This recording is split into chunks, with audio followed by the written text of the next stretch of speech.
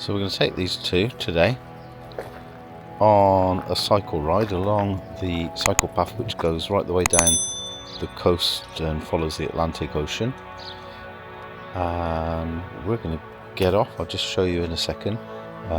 Little caravan, their little trailer they go in along the way. Go. They'll be in here in a second. Quite happy to follow along on that. I don't have much choice really. There they are, all ready to go, and we'll be off in a few minutes on the bikes. Hello dogs, what do you think of it? Rubbish. So first things first, we'll get a coffee in St Julien on Born, and then we're going to catch the Velodyssee in Contis Plage. So this is part of, in fact I don't think quite on it yet, we'll be coming up to it. It's called the Velodyssee, and it goes from, I think it's Stavanger or Bergen in Norway to virtually Portugal. I will find this out and I'll put it on the video. But now we're going to head off. We're in Contis Plage now, and we're going to head off towards Mimizan, see how far we get. I think it's about 15 kilometers, but it's on a road like this, so cycle path, dedicated cycle path. You don't have to even touch a road. It's brilliant. Anyway, let's go.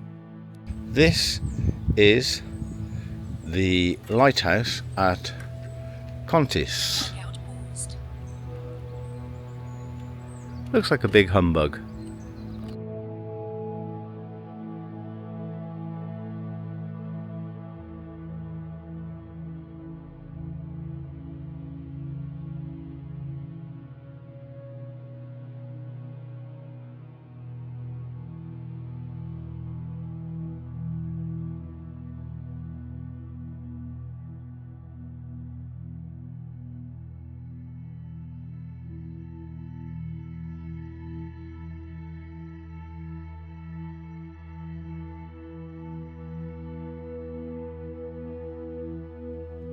So we've got a 14-kilometer ride. We've just gone about 10, but it's through this forest, and then you see a break in the forest and you see the Atlantic Ocean.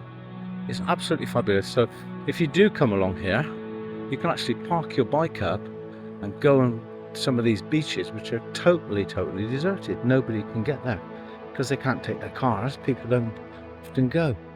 So even in like the high season of July and August, you can still find places which are totally abandoned. I mean, this is absolutely gorgeous. So all the way along we've got really good signposting. As you can see, we've done, I don't know, we've done 9 kilometers since Contis, and it's about another 7 before there, and we're going to go to Mimizan, but we're going to stop somewhere for a picnic. There's a nice beach up here. You have to leave your bikes quite a way away.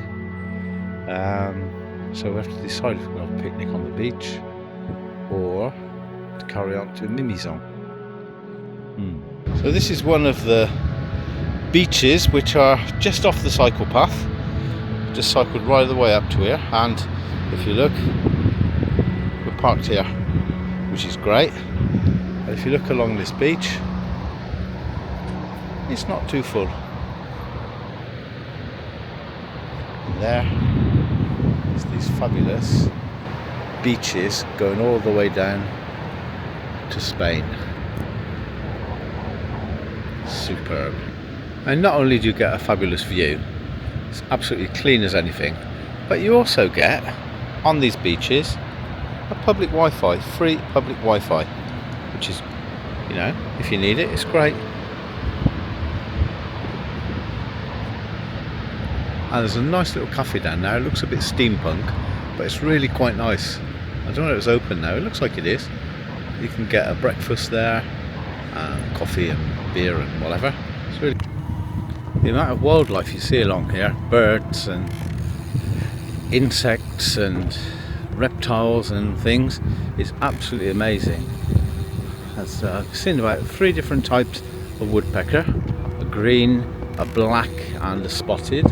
There's lots and lots of other birds here and you can hear them. It's absolutely fabulous. This is where we are, in the middle of the forest. It's that sort of magnifying glass thing there. It's called Lespecier. And I will show you stuff that's here. You can see on these trees there's some grooves being cut and there's a bit of metal there. And this is for harvesting the pine sap. In French they call it gemmage. I'm not sure what we call it in English. That's what they do here.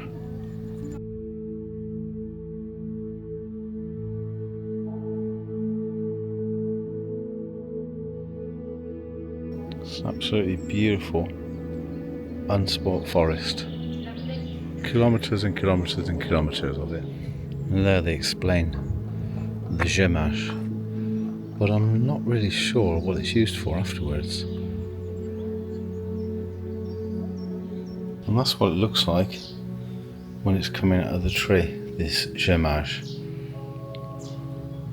Okay, so it says here that the pine sap was used to stop leaks in wooden boats, and then they were used to make torches and also candles.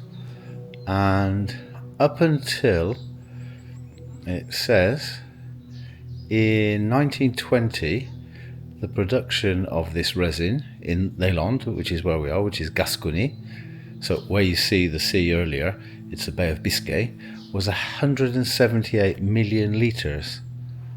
Amazing. And this is what we have. This is great because, in fact, a few years ago in France, you could go to these places and not find anything.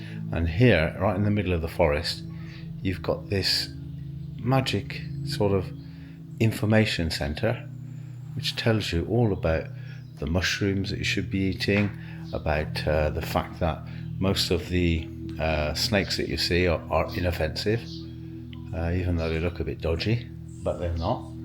This is what they look like, because we're starting to go into an area, a wetland area with some lakes and stuff, so there's lots of water and there's lots of wildlife because of this. And this is great. Started off was just south of Contis, about 7 kilometres. St Julien born, in fact, we started, which is here. We've gone all the way up here.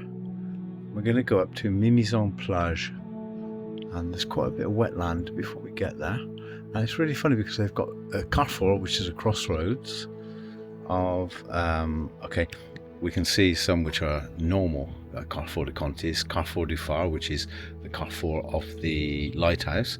Then you've got Chêne Liège, this is the cork oaks, but at the top it's really strange because it says Carrefour des Malgaches. Malgaches are the people that come from Madagascar.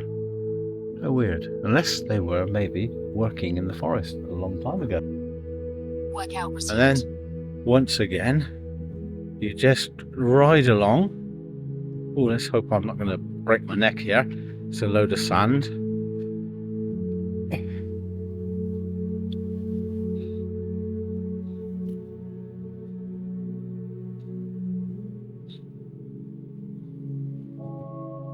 There you have the sea again. Lovely. It's just in Mimizan. It's the other side of the sea. I'm just going to go for a coffee on the seafront in Mimizan. As you can see, it's absolutely brilliant for people who want to walk or take their bikes or whatever. And it's so clean. It's fabulous. Wow.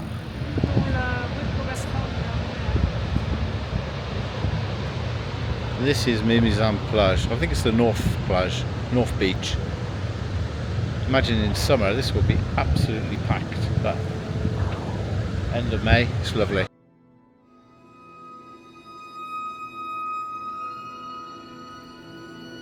we stopped off halfway on our way back home at a place called Etang de Moura.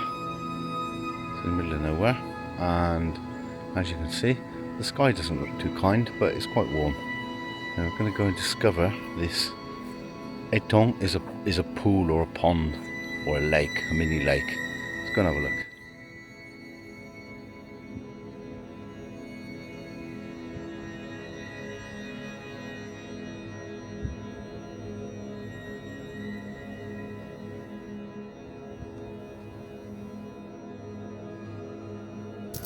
That was the lake from the observatory. Now all the way along there is this hedge. Well, it's not a hedge, but it's like a fencing. It's quite a long way along, and it's to protect the birds that come out of the water to lay their eggs. And just behind it there's only some sheep. You may hear the bells as they keep the grass down. At the end there is an observatory, and they do a lot of this in France now, is they protect stuff, wildlife and habitats and all of that, but they also make it really pedagogic. There's like signs everywhere that tells you what's here. There are signs that tell you what they're doing to protect the biodiversity, and it's really good. And it's 20 years ago they never did this, but it's really brilliant they do this now. Not only is everything clearly signposted and, as I said, really pedagogic, but also, if you look, it's also for people with mobility problems, so people can actually get here in a wheelchair, which is great. There's lots of fishing places like this as well, where people can go and fish, park their cars right up close, and then it's all flat and generally quite tarmac to a little platform where they can fish in their wheelchairs. It's brilliant here. Fenced off marshland, which is really important for biodiversity, and this is the type of things that are in there, which is a triton is a newt. There's spiky toad maybe, and lots of stuff. We can't see it on this film, but there are a couple of frogs there in the water looking up. Let's see if I can zoom in post. You can just see their eyes looking at us. When you arrive, there's this car park where you can park easily, and all of these notices which tells you how to go to these places, clearly marked, and what is there. Absolutely fabulous. As in a lot of these places, it's a European Union initiative that protects these places, and also they use a lot of students from master's courses, etc., to help with the, what is here, etc. And apparently here there are 118 different species of bird. There are also otters, various amphibians and snakes. There's also some traditional water wheels and lots of fish as well, apparently. Carp, zander and pike. And if you speak Occitan, they also have it all in Occitan. But if you read it, if you know a bit of Spanish or a bit of French or a bit of Latin, you can probably get through it. And if not, you can just read it up here. It's in French. It's not in any other language, which is unusual, but there you go.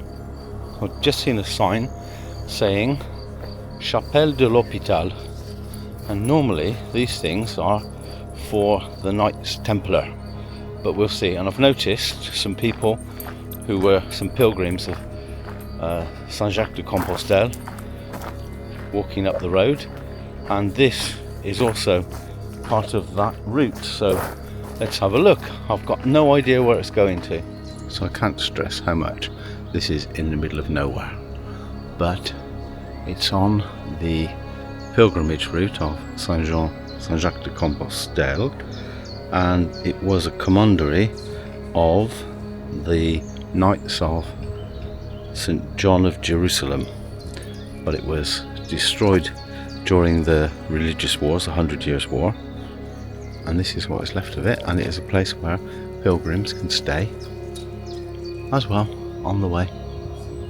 Let's go and have a look, see if we can see inside. And this is inside this chapel.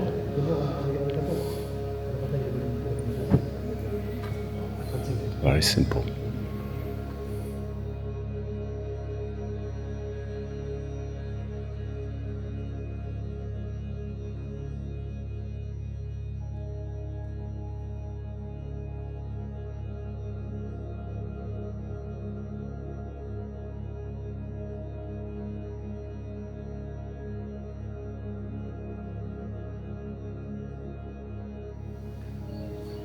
So this is Jacques Matignon.